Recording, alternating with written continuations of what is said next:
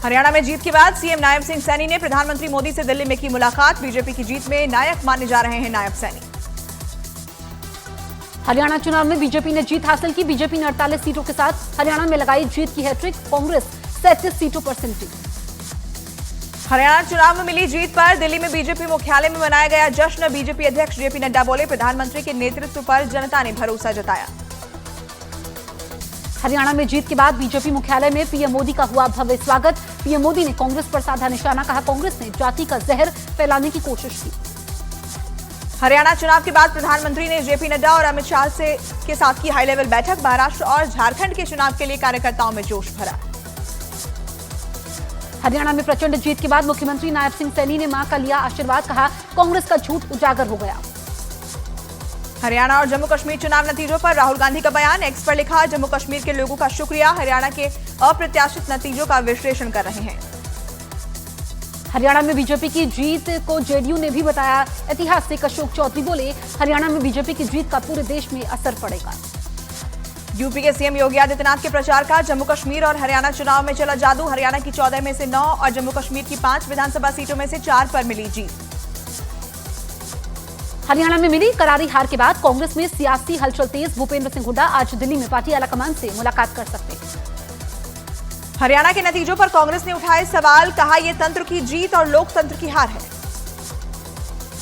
हरियाणा में कांग्रेस की हार के बाद कुमारी सैलजा ने पार्टी पर उठाए सवाल। कहा, नतीजे निराशाजनक, नए सिरे से सोचने की जरूरत। हरियाणा में खराब प्रदर्शन पर बीएसपी प्रमुख मायावती का बड़ा बयान। कहा, जाट समाज को अपनी जातिवादी मानसिकता को बदलना चाहिए। जम्मू कश्मीर में नेशनल कॉन्फ्रेंस और कांग्रेस गठबंधन को बहुमत। नेशनल कॉन्फ्रेंस ने 42 सीटों पर जीत दर्ज की। कांग्रेस के खाते में 6 और बीजेपी को 29 सीटें मिली। जम्मू कश्मीर में बहुमत मिलने पर नेशनल कॉन्फ्रेंस का बड़ा बयान। उमर अब्दुल्ला बोले, दिल्ली के साथ तालमेल बनाना जरूरी, झगड़े के लिए हमें लोगों ने वोट नहीं दिया।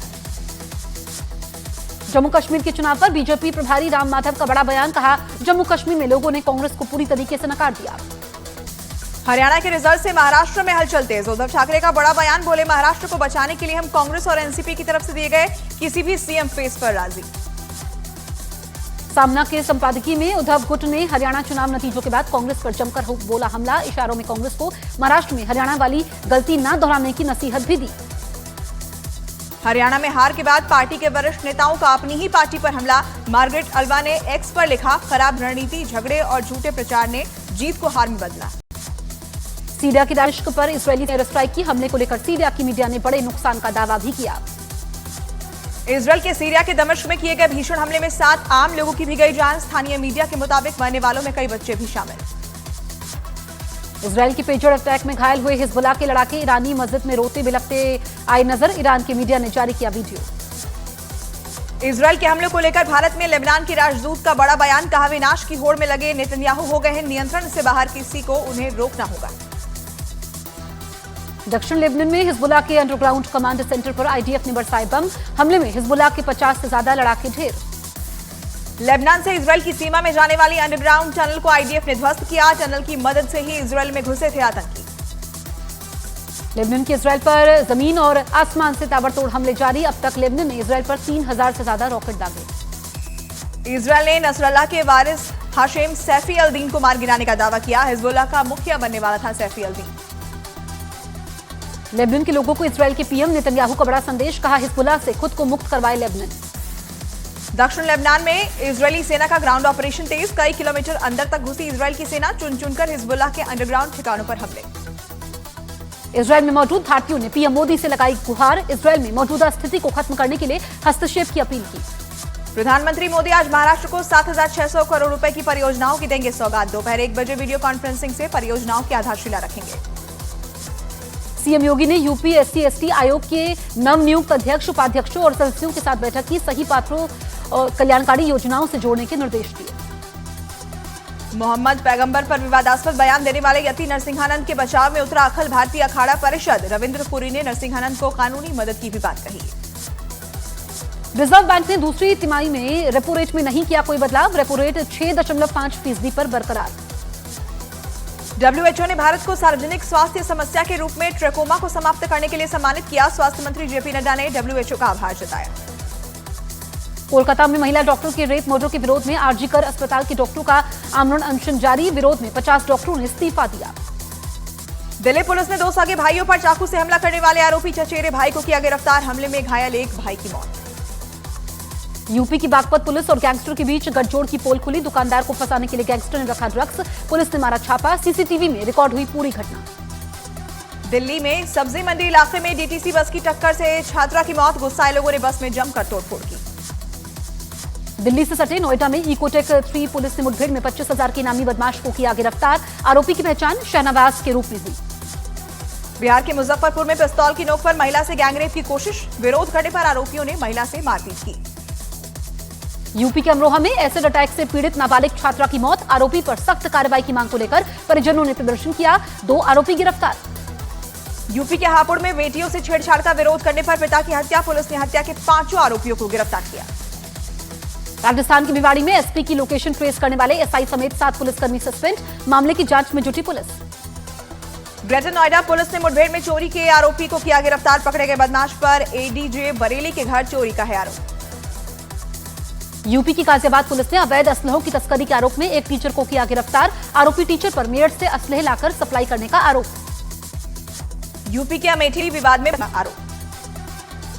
यूपी के आगरा में डिजिटल अरेस्ट का एक और मामला आया सामने। साइबर ठगों ने एक महिला को डिजिटल अरेस्ट कर बैंक खाते से 93,000 रुपए निकाले। यूपी के महाराजगंज में नेपाल बॉर्डर से घुसपैठ की कोशिश करते ब्राजील के नागरिक को गिरफ्तार किया गया। घुसपैठिए से पूछताछ में जुटी पुलिस।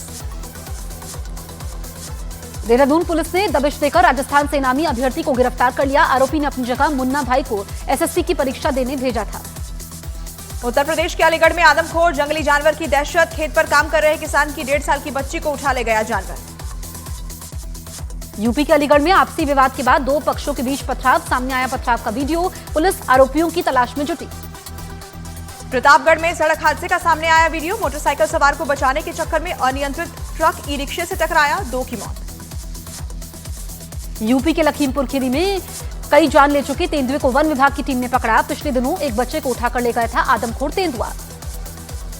उत्तर प्रदेश के सीतापुर में डांस करते समय यूट्यूबर की मौत। माता रानी के जस करते वक्त आया को लेकर 2 पक्ष आपस में भिड़े। जमकर चले लाठी डंडों में 7 लोग घायल हो गए।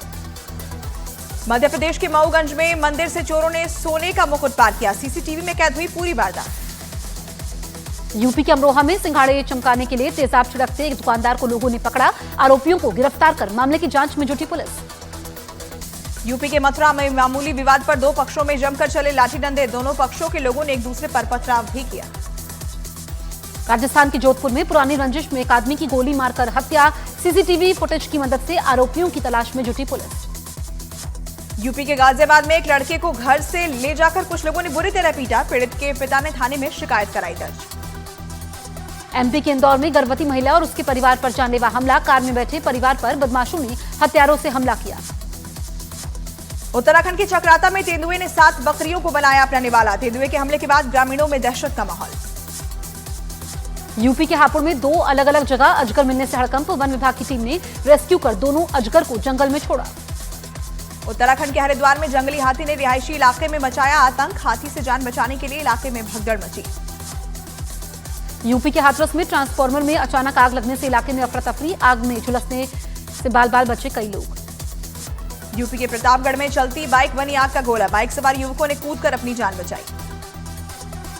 उत्तराखंड के बद्रीनाथ नीलकंठ ट्रैक पर फंसे ब्राजील और स्पेन के पर्यटकों का किया गया रेस्क्यू। एसडीआरएफ ने सभी पर्यटकों को सुरक्षित निकाला।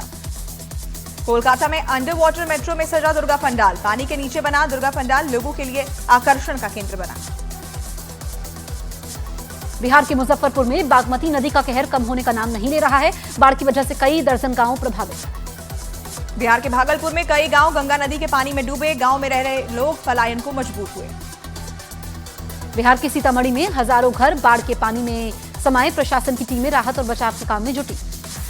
मेघालय में आई बाढ़ से चारों तरफ हाहाकार। बाढ़ और लैंडस्लाइड से अब तक 17 लोगों की मौत। बिहार के मोतिहारी से करना नदी का रौद्र रूप। निचले इलाकों में बसी कई बस्तियां पानी में डूबी। प्रशासन की टीमें राहत के काम में जुटी। अमेरिका में विनाशकारी तूफान मिल्टन को लेकर चेतावनी जारी। मैक्सिको को पार कर फ्लोरिडा के खाड़ी तट की ओर बढ़ रहा है तूफान। भारत और बांग्लादेश के बीच दूसरा T20 मुकाबला आज दिल्ली में। 3 मैचों की सीरीज में भारत 1-0 से आगे। रिकॉर्ड ऊंचाई पर पहुंचा पाकिस्तान का कर्ज। चालू वित्तीय वर्ष के 2 महीने में ही 70,000 करोड़ पाकिस्तानी रुपए पर पहुंचा कर्ज। पाकिस्तान के कब्जे वाले गिलगित बाल्टिस्तान में लोग शहबाज सरकार के खिलाफ सड़क पर उतरे। लोगों की हिरासत में लिए गए नेताओं को छोड़ने की मांग। पाकिस्तान के खैबर पख्तूनख्वा असेंबली में जमकर मारपीट। इमरान की पार्टी पीटीआई विधायकों के बीच चले लात घूंसे। कई विधायकों के झड़प में कपड़े भी फटे। पाकिस्तान की शहबाज सरकार की इमरान खान की पार्टी को चेतावनी। कहा, एससीओ शिखर सम्मेलन तक कोई प्रदर्शन दोहराने की कोशिश ना करे।